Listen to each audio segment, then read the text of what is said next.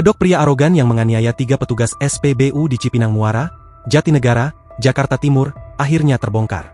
Setelah ditangkap polisi, terungkap bahwa pelaku tidak hanya menggunakan plat nomor palsu, tetapi juga berada di bawah pengaruh narkoba saat beraksi.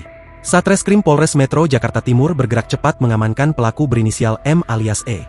Pelaku diringkus di kediamannya di kawasan Rawalumbu, Bekasi, Jawa Barat, pada Selasa, 24 Februari 2026. Kata Kasat Reskrim Polres Metro Jaktim, AKBP Diki Vertovan, saat dikonfirmasi, Rabu, 25 Februari 2026. Penangkapan ini dilakukan setelah laporan 3 orang petugas SPBU yang menjadi korban pemukulan masuk ke meja kepolisian. Meski awalnya diduga beraksi di bawah pengaruh alkohol, hasil tes urin berkata lain. AKBP Diki Vertovan mengonfirmasi bahwa pelaku positif mengonsumsi obat-obatan terlarang. Kepada petugas, M mengaku baru saja mengonsumsi barang haram tersebut 4 hari lalu saat berada di Bali.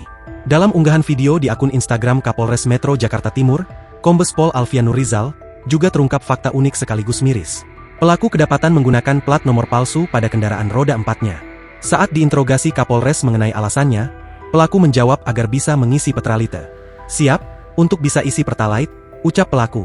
Selain itu, pelaku sempat mencoba membela diri dengan mengaku ditarik terlebih dahulu oleh petugas SPBU.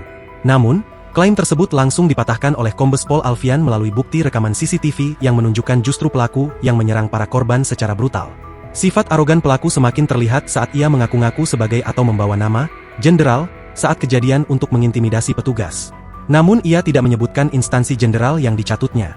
"Siap, saya sebut jenderal, tidak sebut secara instansi, hanya jenderal saja. Aku pelaku," sambil memegang plat nomor palsunya di hadapan polisi.